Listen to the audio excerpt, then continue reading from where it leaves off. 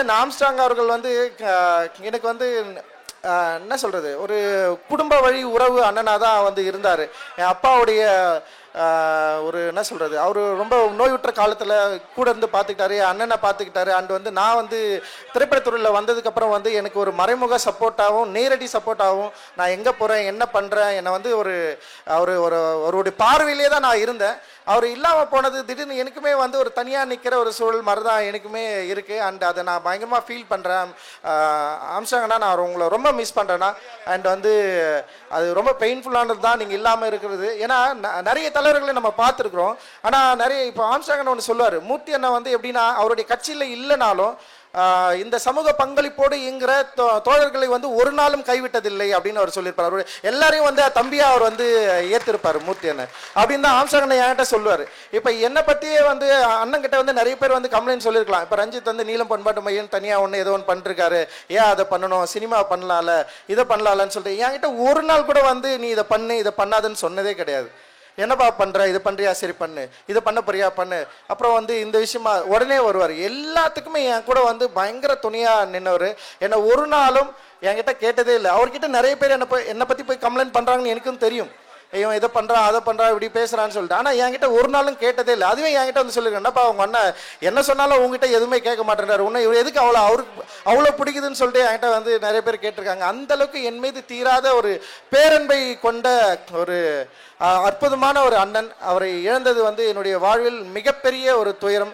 அவரை இழந்து வந்து நான் அது என்னால் வந்து மறக்க முடியாது. அந்த இழப்பை என்னால் இதுவரைக்கும் வந்து என்னால் வந்து ஏற்றுக்கொள்ளவே முடியவில்லை. என்னுடைய வாழ்க்கையில் சில மரணங்கள் வந்து பெரிய துயரமாக இருந்தது. அது வந்து என்னுடைய மாமா பூபதி பாண்டியன் அவர்கள் இறந்தது என்னால் இது வரைக்கும் ஏற்றுக்கவே முடியாது. அண்ட் அப்பா இறந்தது. அண்ட் வந்து அதுக்கப்புறம் வந்து அண்ணனுடைய இறப்பை வந்து என்னால் இன்னைக்கு வரைக்கும் மறக்க முடியாத சூழல், ஏற்றுக்கொள்ள முடியாத ஒரு சூழல் இன்னைக்கு வரைக்கும் இருக்குது. இன்னைக்கு வந்து அவருடைய சிலையையும் அவருடைய என்ன சொல்ல சமாதியும் பார்க்குறப்பவே வந்து எனக்கு வந்து ஒரு மாதிரி ஒரு எமோஷனலான ஒரு ஃபீல் தான் வந்தது. அண்ட் வந்து இதை நாம் ஏன்னா இது சாதாரண மரணமாக இருந்தால் கூட பரவாயில்ல, ஒரு பெரிய ஒரு படுபாதக ஒரு படுகொலையை நிகழ்த்தி அதுக்கு பின்னால் பெரிய சூழ்ச்சியை வச்சு தான் இவ்வளோ பெரிய விஷயம் நடந்திருக்கு. அண்டு அதை நம்மளால் வந்து புரிஞ்சிக்க முடியுது. அது மக்கள் சீக்கிரம் அறிந்து கொள்வார்கள். சட்ட போராட்டத்தின் வழியாக நம்ம டெஃபினட்டாக இதை வந்து மக்களுக்கு முன்னாடி கொண்டு போய் சேர்ப்போம் அப்படின்ற பெரிய உறுதியோடு அண்ட் இன்னைக்கு தொடங்கியிருக்கிற தமிழ் மாநில பகுஜன் சமாஜ் கட்சி ஒரு வளர்ச்சிக்கு என்னுடைய பாராட்டுகளையும் வாழ்த்துக்களையும் மனப்பூர்வமாக தெரிவித்துக் கொண்டு நான் விடைபெறுகிறேன். ஜெய்பீம். நம்ம வந்து எல்லாருமே வந்து இந்த நேரத்தில் இருக்க வேண்டிய சூழல் இருக்குது. ஏன்னா தலித் ஒற்றுமை அப்படின்றது ரொம்ப ரொம்ப அவசியமாக இருக்குது. இன்னைக்கு வந்து ஓட்டாக கூட நம்மளால் வந்து ஒன்று சேர்ந்து ஒரு ப்ரெஷரை உருவாக்க முடியாத ஒரு சூழல் தான் இருக்குது. நான் தொடர்ந்து அண்ணங்கிட்ட அதுதான் சொல்லிட்டு இருந்தேன்.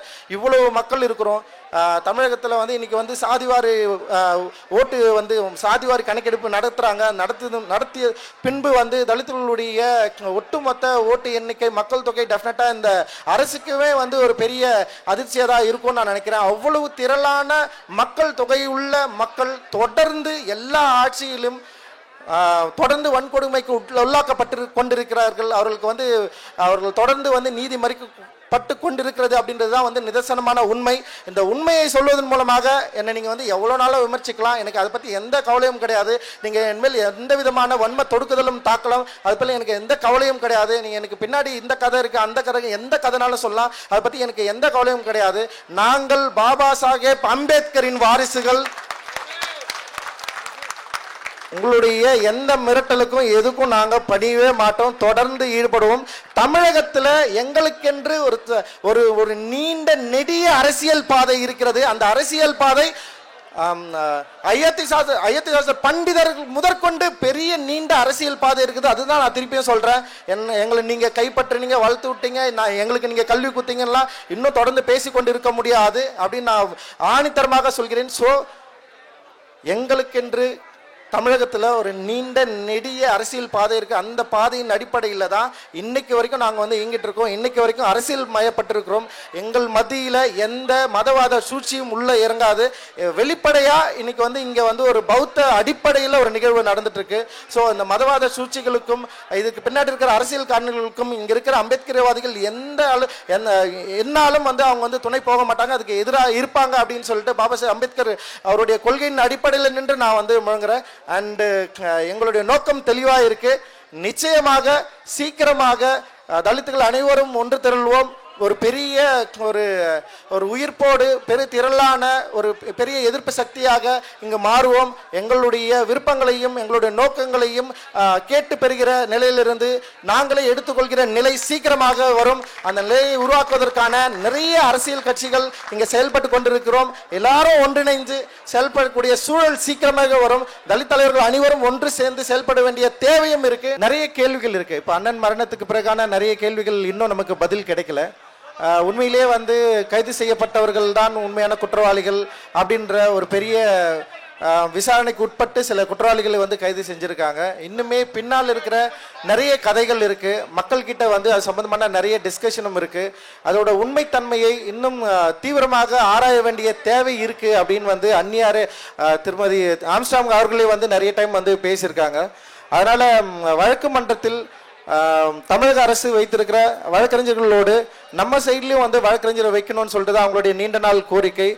தமிழக அரசு இந்த நேரத்தில் தமிழக அரசுக்கு நான் வேண்டி கேட்டுக்கொள்வது என்னவென்றால், திருமதி ஆம்ஸ்ட்ராங் அவர்கள் விருப்பப்படி தமிழக நியமித்திருக்கிற வழக்கறிஞர்கள் குழுவில் எங்கள் சார்பாக, குறிப்பாக தமிழ் மாநில பகுஜன் சமாஜ் கட்சியின் சார்பாக வழக்கறிஞரை சேர்க்க வேண்டும் அப்படின்ற ஒரு கோரிக்கையை இந்த நேரத்தில் நம்ம வைக்க வேண்டிய தேவை இருக்கு.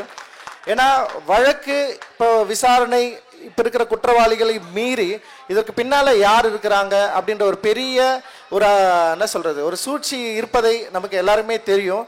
அண்ட் அது வெறும் டிஸ்கஷனாக மட்டும்தான் இருக்குது. அந்த டிஸ்கஷன் உண்மையிலேயே இல்லை, சில கருத்துக்கள் இருக்குது, சில யோசனைகள் இருக்குது, சில பேர் இருக்கலாம் அப்படின்ற ஒரு பேச்சும் இருக்குது. இது எல்லாத்தையும் உட்பட்டு தான் இந்த விசாரணை இருக்கணும் அப்படின்னு நான் நினைக்கிறேன். ஏன்னா காவல்துறை இப்போ கைது செஞ்சுருக்கிற இப்போ சமீபத்தில் கூட சில பேரை அரெஸ்ட் பண்ணாங்க. அண்டு இவ்வளவு பேர் இந்த மரணத்தில் பங்கு பெற்றிருக்கிறார்கள் அப்படின்றப்ப இது வெறுமனே முன்விரோத கொலையாக மட்டும் இருப்பதுக்கான வாய்ப்பு இல்லவே இல்லை அப்படின்றத நம்மளால் உறுதியாக சொல்ல முடியும். இதற்கு பின்னால் இருக்கிற அந்த அரசியல் சூழ்ச்சியை இப்போ இந்த அரசியல் சூழ்ச்சின்னு சொன்ன உடனே என்ன பண்ணுவாங்கன்னா, திரும்பவும் இந்த கொலையை வச்சு இவங்க ஏதோ ட்ராமா பண்ண ட்ரை பண்ணுறாங்க. திரும்பவும் இதை ஒரு புல்லாங்காக கொண்டு போயிட்டு இங்கே இருக்கிற அரசுக்கு எதிராக ஒரு திட்டத்தை தீட்டுறது இவங்களுடைய வேலையாக போயிடுச்சு அப்படின்றது. எங்களுக்கு அது வேலையே கிடையாது. எங்களுடைய விருப்பம், எங்களுடைய கோரிக்கை என்னவென்றால், இதற்கு பின்னால் இருக்கிற உண்மையான குற்றவாளிகளை கண்டுபிடிக்கணும். அந்த உண்மையான குற்றவாளிகள் நேராக கத்தியத்து குத்துனாங்களா? கிடையாது. கத்தியால் குத்துவதற்கு சில பேரை அப்பாயின்ட் பண்ணியிருக்காங்க, சில பேருக்கு தூண்டுதல் நிகழ்த்திருக்காங்க. ஆனால் அதற்கு பின்னால் இருக்கிற உண்மையான குற்றவாளிகள் யார் என்பதை கண்டுபிடிக்க வேண்டிய அவசியம் இன்னும் இருக்கு. காவல்துறை இந்த வழக்கு விசாரணை இதோட நிறுத்தக்கூடாது அப்படின்னு நினைக்கிறோம் நாங்கள். அண்ட் இது வழக்கு மன்றத்தில் இதோட உண்மை, இதுக்கு பின்னால் இருக்கிற மறைமுக குற்றவாளிகள், மறைமுகமாக இந்த பெரிய படுகொலையை நிகழ்த்திய படுபாதகத்தை நிகழ்த்திய குற்றவாளிகளை முன்னுக்கு கொண்டு வர வேண்டிய தேவை இருக்கு. அந்த தேவையை திருமதி அந்நியார் அவர்கள், திருமதி ஆம்ஸ்ட்ராங் அவர்கள் டெஃபினட்டா கடைசி வரைக்கும் போராடி அந்த விஷயத்தை நிகழ்த்தி காட்டுவாங்க அப்படின்ற ஒரு பெரிய முனைப்பு அவர்கள் உள்ளத்தில் இருப்பதை நான் எப்போதும் அறிந்து கொண்டிருக்கிறேன். ஏன்னா சமீபத்தில் பேசுறப்ப கூட அவங்க ரொம்ப வருத்தப்பட்டு தான் பேசினாங்க. ஆனால் இதுக்கப்புறம் வருத்தப்பட வேண்டிய அவசியமே கிடையாதுன்னு நான் நினைக்கிறேன். அரசியல் களத்தில் வந்தாச்சு, நமக்கு தேவையான விஷயங்களை நாம தான் முன்னின்று நிகழ்த்த வேண்டிய தேவை இருக்கு. இவங்க இருக்கிறாங்க, இல்லை அவங்க இருக்கிறாங்க, இல்லை அண்ணன் இருக்கிறப்ப நிறைய பேர் இருந்தாங்க, அண்ணன் இருக்கிறப்ப இவ்வளோ பேர் இருந்தாங்க, அண்ணனால இவ்வளோ பேர் பயன்பெற்றார்கள், அண்ணனால் இவ்வளோ பேர் வாழ்ந்தாங்க, அவங்களாம் வரல அப்படின்றது இல்லை, அவங்க நம்ம கூட இல்லைன்றது பிரச்சனையே இல்லை. பாபா சாஹேப் அம்பேத்கர் நம்மோட இருக்கிறார், அவருடைய கொள்கை வழி பாதை நம்மோடு இருக்கிறது, அவர் வகுத்து தந்த சட்ட பாதை நம்மோடு இருக்கிறது. அந்த சட்ட பாதையின் அடிப்படையில், சட்டத்தின் அடிப்படையில் நம்மளால டெஃபினட்டா இதை நிகழ்த்தி காட்ட முடியும் அப்படின்னு நான் நினைக்கிறேன். அதோடு அவருடைய விருப்பமா இருக்கிற கொள்கையை மக்கள் கிட்ட கொண்டு போய் சேர்க்கறதுக்கான முயற்சியில் இறங்கி இருக்கிற திருமதி ஆம்ஸ்ட்ராங் அவர்கள் தொடர்ந்து ஒரு நீண்ட நெடிய தீராத ஒரு கொள்கையுடன் வெறியுடன் களத்தில் இறங்கி செயல்பட வேண்டும் அப்படின்னு வேண்டி கேட்டுக்கொள்கிறேன். அண்ட் இங்கே இருக்கிற நிறைய பகுஜன் தோழர்கள் இருக்கிறாங்க, நிறைய அண்ணன்கள் இருக்கிறாங்க. அண்ட் இவங்களுக்கெல்லாம் என்னுடைய பெரிய நன்றியை நான் தெரிவிச்சுக்கிறேன். ஏன்னா அண்ணன் இறந்ததுக்கு பிறகு ஒரு பெரிய சைலண்ட் கிரியேட் ஆச்சு. இப்போ ரொம்ப ஆச்சரியமாகவும் இருந்தது. இவ்வளோ பெரிய தலைவர் இறந்ததுக்கு பிறகு இங்கே என்ன நடந்திருக்கு, என்னெல்லாம் யாரெல்லாம் பேசியிருக்காங்க, எப்படி பொது வழியில் வந்து டிஸ்கஷன் பண்ணியிருக்காங்க, இந்த கொலைக்கு வந்து சரியான ஒரு ஆதரவை யார்கிட்டலாம் வந்து நமக்கு வந்து அந்த கொலைக்கு பின்னான இருக்கிற சூழ்ச்சிகளை அம்பலப்படுத்துவதற்கான ஒரு ஆதரவு இருக்குல்ல, அது வந்து எந்த அளவுக்கு நம்மக்கிட்ட இருக்குன்னா வந்து ரொம்ப மன வருத்தத்தோடு சொல்ல வேண்டியது என்னென்னா, ஒரு அண்ணன் இருந்தார், இல்லாமல் போயிட்டார். ஸோ அதோட வந்து இது முடியறதுக்கான ஒரு இடத்துக்கும் இது வந்துருச்சு அப்படின்றது தான் வந்து பெரிய ஒரு வருத்தமான செய்தியாக வந்து நம்ம பார்க்க வேண்டிய சூழல் இருந்தது. ஆனால் அதை அப்படியே விட்டுறக்கூடாது அப்படின்னு இந்த ஒரு ஆண்டு காலமாக தீவிர மன தைரியத்தோடு தொடர்ந்து வந்து அவரோட திருமதி ஆம்ஸ்ட்ராங் அவர்களோடு வந்து நிறைய தொடர்கள் இருக்கிறாங்க. அவங்க தொடர்ந்து வந்து செயல்பட்டு கொண்டு இருக்கிறார்கள். நிச்சயமாக இது இதோட விட்டுற முடியாது அப்படின்னு நான் நினைக்கிறேன். விடைபெறுகிறேன். ஜெய்பீம், ஜெய்பீம்.